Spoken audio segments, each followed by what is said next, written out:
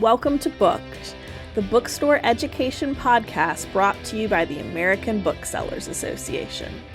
This episode is part of our Indies Introduced series, where we spotlight debut authors handpicked by booksellers from around the country. In each episode, a bookseller from the Indies Introduced panel will interview the author of a debut title featured in our program.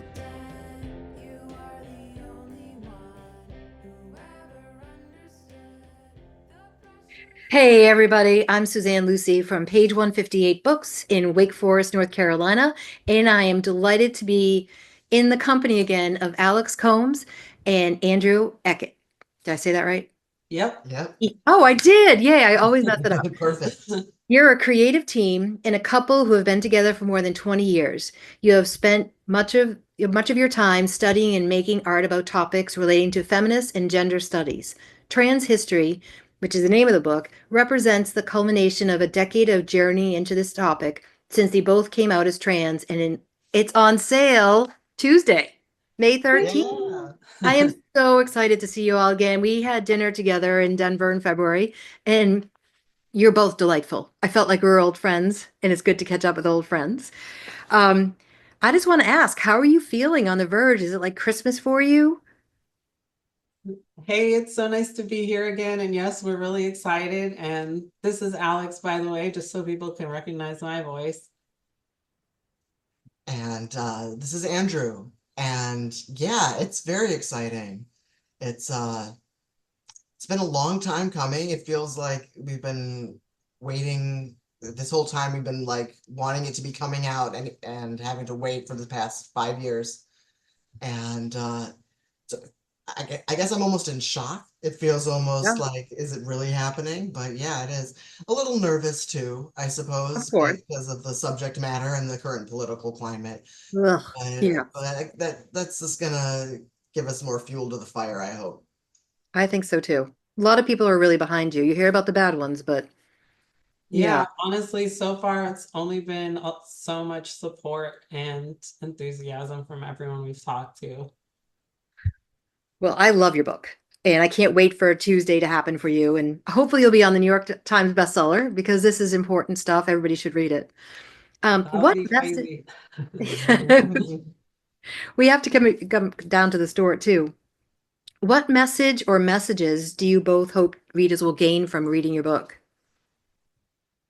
So the main message that I hope people take away is just being secure in the knowledge that there's always been people like trans people in every culture, in every time period since history started being recorded, and presumably further back than that. That's sort of the main takeaway. Yeah. And also I hope they will have some fun. You know, we drew it as cartoons and we tried to keep a humorous attitude and tone. There's some parts that might be a little bit more serious or dry, but I think overall we've been getting feedback that it's an easy read, so we hope people have fun reading it too. Yeah. And another takeaway is, I guess, that there's a lot to be curious about when it comes to trans history. That we cover a few individuals, but it's really just the tip of the iceberg. Yeah.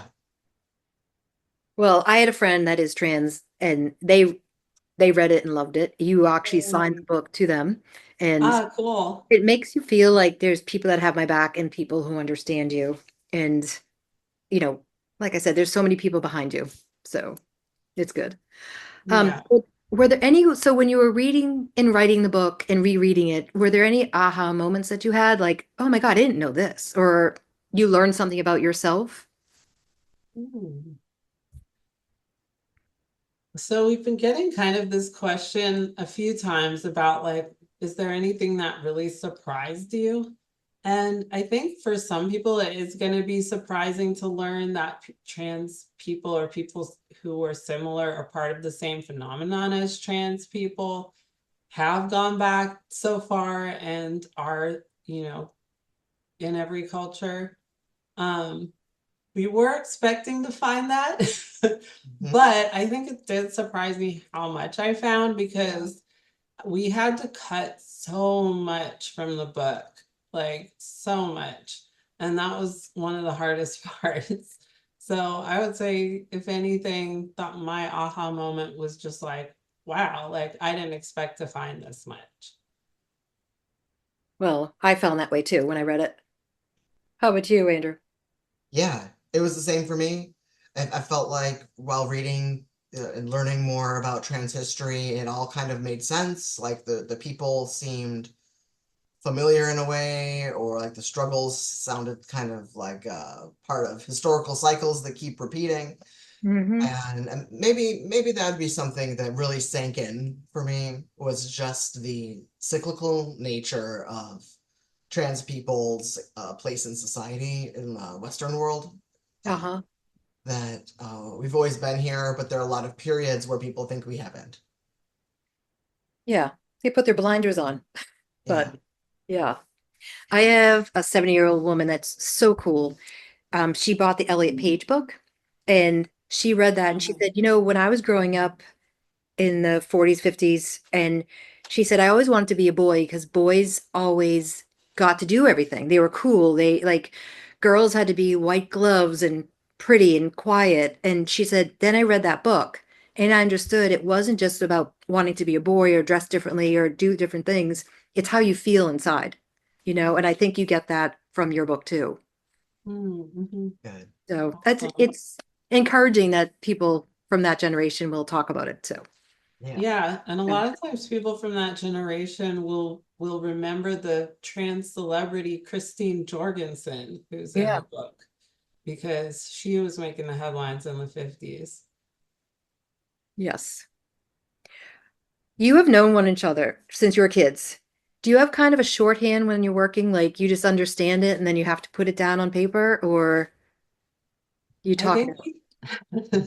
it's funny, we were laughing about this question. I think there must be that we aren't like consciously aware of. I know we can like really read each other's emotions and expressions. Like, Yeah. for example, if I've done a sketch and I'm ready to show it to Andrew, I can show it to him and then I'll like look at his face and then I'll be like, I'll know immediately like if he likes it or not, Uh-huh. I'll be like, yay, or I'll be like, oh, you don't like it. And be like, oh no, it's not that I don't like it. I just think this could be improved or something. It's But good that you're honest with each other too. we what? It's good that you're honest with each other about it too, because it wouldn't be That's as a if big you part of weren't. it. So you have a real relationship. Yeah. Yeah, You want to the talk about that honesty. Yeah, aspect? honesty is important. Honesty and patience, and the cliche of communicating. Like Hmm. sometimes that communicating is, reading each other's facial expressions and calling it out. Yeah. And yeah, I think that we've had a lot of practice just being together, developing this ability to communicate with each other and feel safe, even if we're having conflict. So Right. I think that really translates well into the creative process, at least for us, having And you that. guys, you all know that you have each other's backs. Exactly. Yeah. So you're safe. Yes. Did writing this book spark any ideas for future projects like TV shows, screenplays, more books? Because you said you had to wipe out a lot from the book you originally wrote, which is heartbreaking sometimes. Yeah. So we've been talking about a lot of different ideas, but right now we're talking about the idea of doing a trans history with a focus on the American Wild West.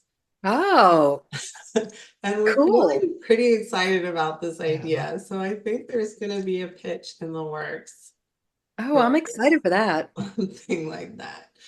Because when Yellowstone came out, everybody's about the Wild Wild West. So, and there Oh, were okay. I trans don't even people then. know. So, Yeah, and it's like so much of that mythology is part of our country yeah. and how we see, what's shaped, like what makes our country now And the gender Oh, roles in our and the country. gender roles in our country. But it turns out there was like a lot of people that were in the news and some that we have even more detailed life stories about that were some of them pretty clearly like similar to a modern trans people, and other people just gender crossing in different ways, having different kinds of trans like experiences. Yeah. Are there any idols that you look up to or mentors? Definitely like some cartoonists, like modern or like in the past. Just anybody, excluding me. You don't have to say that. I'm only kidding.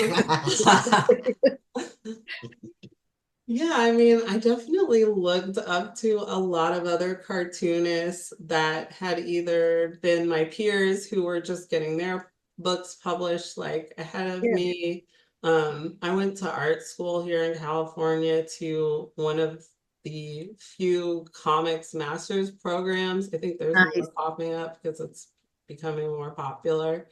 But and I got to meet some of the classes that went before me. And Maya Kobabe, the author of Genderqueer, was one of the reasons I actually ended up going to school there, because we Oh, had wow. met when he was doing their senior thesis, and I was just like, what's this about, like comics? And then like went on to publish Genderqueer, and then went on to get a lot of attention with that, both good and bad. And then I've got like other there's Maggie Ram who did Batcat.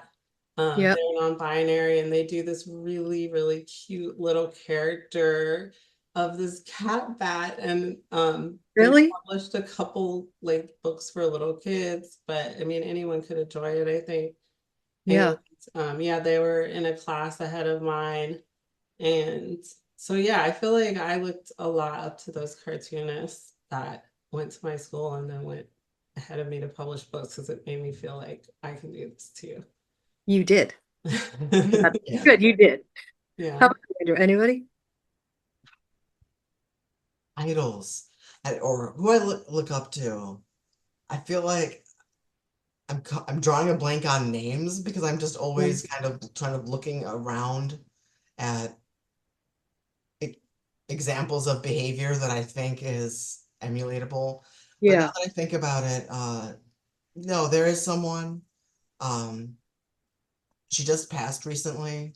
Lilac Maldonado, who was in our community voices section. Yeah. Last chapter. The last chapter of the book. Yeah. Yeah, she recently passed away, and she was just so welcoming and warm, and like had lots of connections within the community, and was always organizing and lifting up other disabled people. And I feel like she's like so far off from what I'm like. Like I tend to be more of a hermit, and I'm all really picky about who I'm friends with. But it's something that I've been recently, especially now that we're going to be promoting the book. Like I want to be able to be connecting with the readers. I'm excited to do that. And so Yeah. I've been kind of holding, yeah, that image of her more closely lately. Yeah. I love that. Well, the two of you are so personable. Like, I absolutely loved having dinner with you. Like, I felt like we were friends then. And, I'm so excited for this next chapter of your life. And is there anything like one message or anything that you want to say to people about your book, that why they should buy it? That elevator pitch. Just Um, no. Yeah. buy it because you're gonna learn something and you're gonna have fun doing it. Yes. I totally agree. Yes. Yes, yes. Don't think that just because you're not trans or you don't already have some sort of specific interest in trans history or trans people that the book isn't for you, because it really is about like the arc of history, and you're gonna learn a lot. And it's gonna be fun. We always wanted it to be for everyone. Yes, we always wanted not it to be for just everyone. trans people. Yes.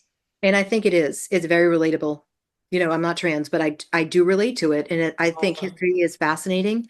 And the more we learn about it, the more we shouldn't repeat it. So, Certain yeah. parts. Yeah. Yeah. Gosh. Agreed. Yeah. And like I totally also felt like we clicked when we met at dinner. There's some people you just click with, and that was so cool. So thank you Yes. so much. I'm I so wish you glad. all the luck in the world. I hope people are so receptive. and they learn something, and you're both wonderful, wonderful people. If I can do anything to help you, please let me know. I want to have you come to the store. Thank you. We want to come to the store. 'Cause Yes. we're from North Carolina and we want to come visit, especially stores there. So, yeah. Yes. Yes. Well, thank you, Alex L. Combs and Andrew Eakett. Did I say it? Nope, I said it You wrong. got it the second time. Yes, okay. I really appreciate you all being here. I wish you so much success with this book and in life. And come see us at page 158 Books in Wake Forest, North Carolina. Thank you. Thank you so much. Good luck.